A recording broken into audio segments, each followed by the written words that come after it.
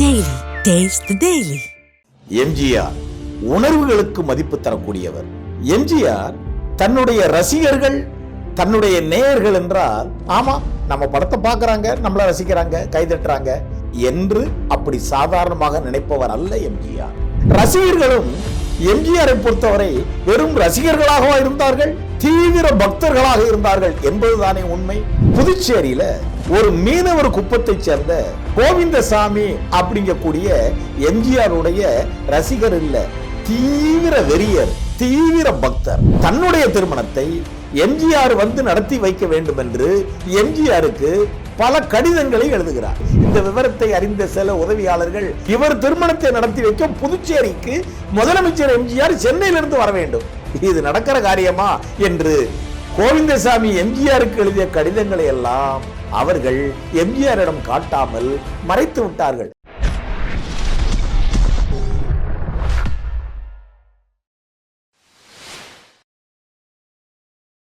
திரைமொழி சேனலின் அன்புள்ளம் கொண்ட நேயர்களே, நமது திரைமொழியின் வாயிலாக உங்களை தொடர்ந்து சந்திப்பதில் உங்கள் தோழர் எல்வி ஆதவனாகிய நான் மற்றற்ற மகிழ்ச்சி கொள்கிறேன். எம்ஜிஆர் உணர்வுகளுக்கு மதிப்பு தரக்கூடியவர்.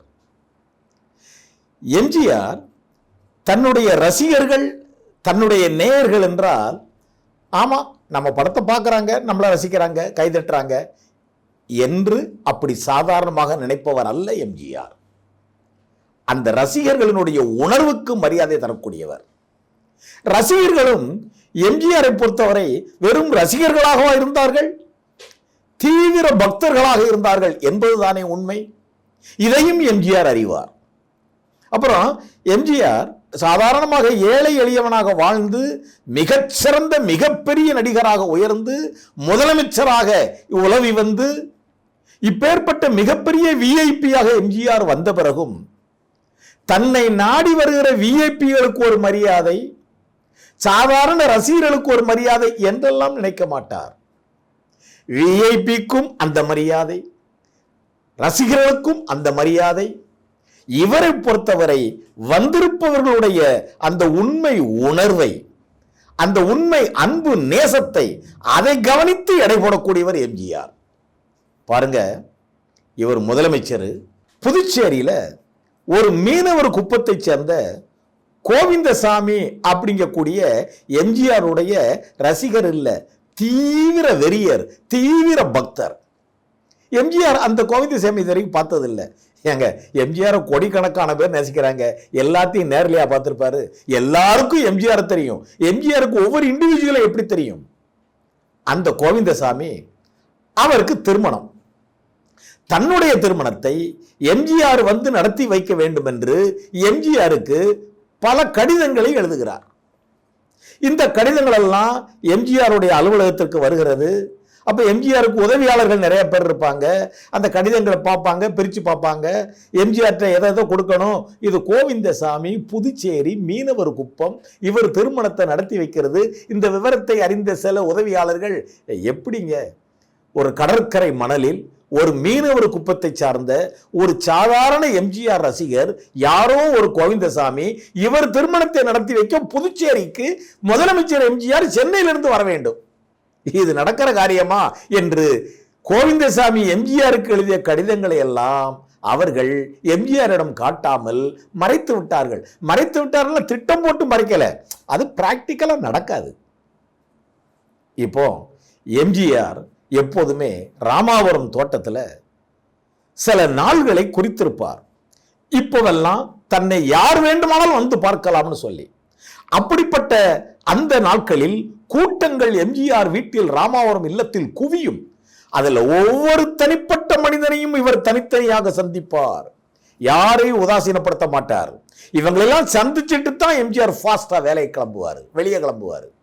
அப்படி பல பேரை சந்திக்கும் போது ஒரு பெற்றோர் அவங்க சொல்றாங்க, ஐயா நாங்க புதுச்சேரியை சேர்ந்தவங்க, மீனவ குப்பத்தை சேர்ந்தவங்க, எங்களுக்கு கோவிந்தசாமின்னு ஒரு புள்ள, அவன் எங்களை மாதிரியே உங்களுக்கு ஒரு தீவிர பக்தர், அவனுக்கு கல்யாணத்தை நாங்க ஃபிக்ஸ் பண்ணிட்டோம், ஆனா அவன் நீங்க வந்துதான் புதுச்சேரியில கல்யாணத்தை நடத்தி வைக்கிறோம்னு சொல்லி உங்களுக்கு பல கடிதம் போட்டிருக்கான், அது உங்க பார்வைக்கு வந்துச்சோ இல்லையோ, உங்ககிட்ட இருந்து பதில் வராததுனால என் பையன் கோவிந்தசாமி பித்து பிடிச்ச மாதிரி அலைகிறான், மீன் பிடிக்க போக மாட்டேங்கிறான், தொழிலுக்கு ஒழுங்கா போக மாட்டேங்கிறான், ஒழுங்கா சாப்பிட மாட்டேங்கிறான், ஒழுங்கா தூங்க மாட்டேங்கிறான், அவன் ஆளாவே இல்லை, கிறுக்கு பிடிச்ச மாதிரி அலைகிறான் பேரண்ட்ஸ் சொல்லிட்டாங்க.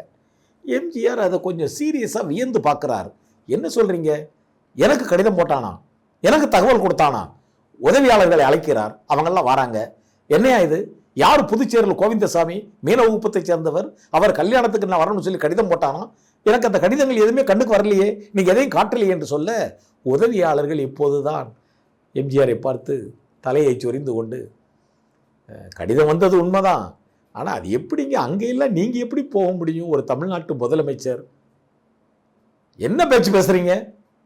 என்னுடைய ரசிகன் ஒருவன், என்ன மனசார விரும்பக்கூடிய ஒருத்தன், நீங்க முதல்ல அந்த கடிதத்தை காட்டியிருக்கணுமா வேண்டாமா என்று தன்னுடைய உதவியாளர்களை கோபித்துக் கொண்டு கோவிந்தசாமியினுடைய பெற்றோர்களை பார்த்து எம்ஜிஆர், நீங்க புதுச்சேரிக்கு போங்க, கவலைப்படாதீங்க, நான் கூடிய சீக்கிரம் புதுச்சேரிக்கு ஒரு சுற்றுப்பயணம் வச்சிருக்கேன், அந்த சுற்றுப்பயணத்தின் போது உங்களுக்கு விவரத்தை தெரியப்படுத்துறோம், நான் இருக்கிற இடத்துல வந்து பாருங்க, அந்த கல்யாணத்தை நாரே நேரம் நின்று நடத்தி வைக்கிறோம்னு எம்ஜிஆர் சொல்ல, இவங்கெல்லாம் சந்தோஷமா போயிட்டாங்க.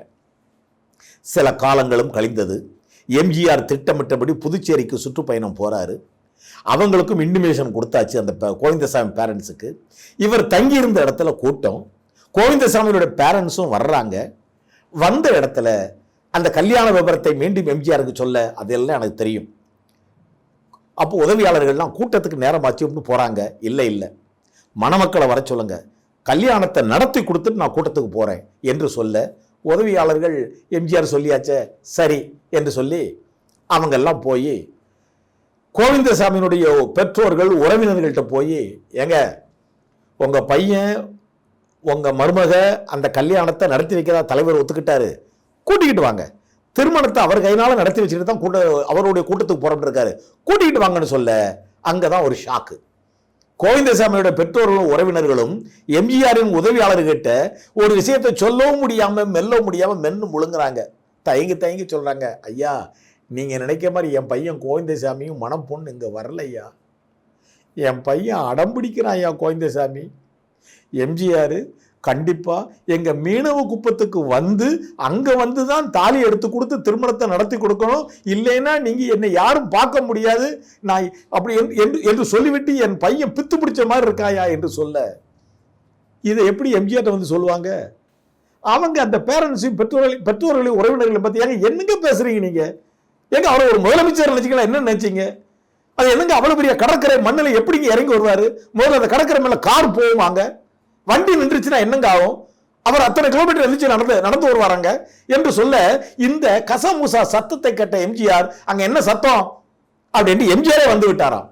வந்த இடத்துல தகவல் கொடுத்திருக்காங்க, மணமகனும் மணமகளும் வரவில்லை, நீங்க குப்பத்துக்கு வந்துதான் நடக்கணும், நான் கல்யாணத்தை நடத்தி கொடுக்கணும் சொல்லி அவன் அடம் பிடிச்சுக்கிட்டு இருக்கானா கோவிந்தசாமி என்று சொல்ல, எம்ஜிஆர் சற்று யோசித்து விட்டு சரி அங்கேயே சொல்லலாம் என்று சொல்ல, உதவியாளர்கள் மலைத்து விட்டார்கள். ஐயா நீங்க நினைக்க மாதிரி இல்ல, கடற்கரை மண்ணு, வெயில், வெப்பம், கார் டயர் வந்து அந்த மண்ணில் போகாது, இறங்கி நடக்கணும், சாதாரண விஷயம் இல்லை என்று எம்ஜிஆர் சொல்ல, அதெல்லாம் எனக்கு தெரியாது, போறோம். அப்போ அந்த குப்பத்து ஆட்கள்லாம் வந்தவங்க, ஐயா நீங்க ஒன்றும் கவலைப்படாதீங்க, அந்த கார் டயர் போறது மாதிரி அந்த மண்ணில் எல்லாம் நாங்க செடி கொடிகளை வெட்டி போட்டு நிரப்பிடுறோம், நீங்க தலைவரை கூட்டு வாங்கன்னு இருக்காங்க. உதவியாளர்கள், ஐயோ அது ரொம்ப கஷ்டங்க, நீங்க நினைக்க பாருங்க, நீங்க எதுவுமே பிராக்டிக்கலா யோசிக்க மாட்டீங்களா என்று சொல்ல, எம்ஜிஆர் ஏங்க என்ன பேசுறீங்க நீங்க? யாரோ ஒரு கோவிந்தசாமி, அவனை நான் பார்த்ததே இல்லை, என் மேல உயிரே வச்சிருக்கானா, நான் வந்து தான் கல்யாணம் நடத்தி கொடுக்கணும்னு சொல்லலாம், அப்ப எந்த அளவுக்கு என்ன மேல அன்பு வச்சிருக்கான், இந்த அன்பை உதாசீனப்படுத்திட்டு போக சொல்றீங்களா? என்ன கஷ்டம் வந்தாலும் சரி, என்ன பிரச்சனை வந்தாலும் சரி, வண்டி நினைச்சு நான் நடந்தே வரையா, பயணத்துக்கு ஏற்பாடு பண்ணு கேட்டாங்க. வேற வழி இல்லை. கோவிந்தசாமி அங்க அடம் பிடிப்பது போல் அந்த கல்யாணத்துக்கு போறதுக்கு எம்ஜிஆர் இங்க அடம் பிடிச்சுக்கிட்டு இருக்காரு. இவங்க பாக்குறாங்க, ஒரு ஜீப் ஏற்பாடு பண்றாங்க. ஜீப்னா உங்களுக்கு தெரியும், அந்த 4 வீலர் மூவ்மெண்ட் டைப்பும்பாங்க, அதாவது 4 சக்கரங்களும் ஒரு சேர இயங்கக்கூடியதுதான் ஜீப்பு, மண்ணில் கொஞ்சம் போகும். அதை ஏற்பாடு பண்ணி கடற்கரை மண்ணில் எம்ஜிஆரை உட்கார வச்சு ஜீப்பு போகுது. நல்ல வேலை ஜீப்பு போகுது. ஜீப்பு கொஞ்ச தூரம் தான் போயிருக்குது. அந்த டயர் சுத்தி கடற்கரை மண்ணை நின்ற இடத்திலேயே சுழந்து கொண்டு மண்ணை கிளறவே ஒழிய சில குறிப்பிட்ட நேரத்துக்கு பிறகு ஜீப்பும் போகல. கடற்கரை மண்ணு என்ன செய்யணும் தெரியல. எம்ஜிஆர் உடனே கீழே இறங்குறார். கீழே இறங்கி நடக்க ஆயத்தமாகிறார். மீனவ குப்பங்கள் எல்லாம் சேர்ந்து கொண்டு அந்த ஜீப் அப்படியே அலாக்க தூக்கி வேற இடத்துல நிப்பாட்டுறாங்க. அது வேற இடத்துலையும் பலவிடம் புதைஞ்சுக்குது. டிரைவரு எவ்வளவோ ஆக்சிலேட்டர் போடுறாரு, கியரை போடுறாரு, சக்கரம் ஒரே இடத்தில் சுழல்கிறது. மீண்டும் ஜீப் அலாக்கா தூக்குறாங்க, வேற இடத்துல நிப்பாட்டுறாங்க. இப்படியாக எப்படியோ கொஞ்சம் ஜீப்பும் கொஞ்சம் நடைமாக எம்ஜிஆர் அந்த மீனவர் குப்பத்திற்கு வந்து விட்டார். எம்ஜிஆர் மீனவர் குப்பத்துக்கு வந்திருக்கிறார் செய்தி கேட்டவுடனே அக்கம் பக்கத்து குப்பக்காரங்க எல்லாரும் வந்து ஆயிரக்கணக்கான மக்கள் இரு மருங்கிலும் நின்று கொண்டு எம்ஜிஆரை வரவேற்றிருக்கிறார்கள். எம்ஜிஆர் அப்படி போய், உங்களுக்கு தெரியும் ஒரு குப்பம் என்றால் ஒரு எளிமையான இடம், அவ்வளவு வசதிகள் இருக்காது. எம்ஜிஆர் அதெல்லாம் கண்டுக்கல. நேர போறார். கோவிந்தசாமி கூப்பிடுங்கன்றாரு, மணமக்களை கூப்பிடுங்கன்றாரு. அவங்க 2 பேரையும் கூப்பிட்டு தாலியை எடுத்து கொடுத்து அந்த கல்யாணத்தை நடத்தி வச்சு, அங்க அந்த மணல் தாண்டி ஒரு சின்ன மேட்டில் ஒரு சின்ன குச்சியில் மேடை போட்டிருக்காங்க. அந்த மேடையில் நின்று கோவிந்தசாமி திருமணத்தை பற்றி பேசிட்டு அவங்கள வாழ்த்திட்டு மணமக்களை தனியாக அழைத்து 2 பேர் கையிலும் 2 கவர். கவர்னா என்ன உங்களுக்கு தெரியும். எம்ஜிஆர் கவர் கொடுக்குறாருன்னா எப்படி இருக்கும்? கவருக்குள்ள வச்சு கொடுத்து அவங்கள வாழ்த்திட்டு, இப்போ எம்ஜிஆர் சொல்லியிருக்காரு, கோவிந்தசாமி இஷ்டப்படி நடத்தியாச்சு, எனக்கும் ரொம்ப சந்தோஷம், உன்ன மாதிரி ஆட்கள் எல்லாம் பார்க்கறதுல. இப்போ மனைவியை கண்கலங்காம பார்த்துக்கோ, தொழிலுக்கு போ, உன்னை பெற்ற தாய் தந்தையரை கண்கலங்காம பார்த்துக்கோ, நீ பிறந்த சமூகத்திற்கு உன் கடமையை செய், கோவிந்தசாமி நீ கோவிந்தசாமியாக இரு, என்னுடைய வாழ்த்துக்கள் அப்படின்னு சொல்லிட்டு எம்ஜிஆர் போயிட்டார். எதற்கு இந்த வீடியோ பதிவு என்றால், எவ்வளவு உயரத்தில் போனாலும் ஏழை எளிய மக்களை மதிக்க தெரியணும், ஏழை எளிய மக்களுக்காக இறங்க தெரியணும், ஏழை எளிய மக்களையும் சக தோழர்களாக நினைக்க தெரியணும். மானுடமாய் பிறந்து விட்டால் ஒவ்வொருவரும் ஒரு உயிர். ஒரு உயிர் என்பது விலை மதிக்க முடியாத மாணிக்கம். யாராக இருந்தாலும் மதிக்கணும், மரியாதை கொடுக்கணும், தன் உடல் வருத்தி அவனை திருப்திப்படுத்தணும். அப்படிங்கிறதுக்கு இந்த பூ உலகில் முன் உதாரணமாக வாழ்ந்து காட்டியவர், முன் உதாரணமாக வாழ்ந்து காட்டிய அற்புத மனிதர், அதிசய மனிதர், மக்கள் திலகம் எம்ஜிஆர் என்பதை உணர, அதுபோலவே ஒவ்வொருவரும் வாழ வேண்டும், வருங்கால அடுத்தடுத்த தலைமுறையினரும் இதை உணர வேண்டும் என்கின்ற நல்ல நோக்கில் இந்த வீடியோ பதிவை நாம் பதிவு செய்கிறோம். நன்றியுடன் உங்கள் தோழர் எல்வி ஆதவன்.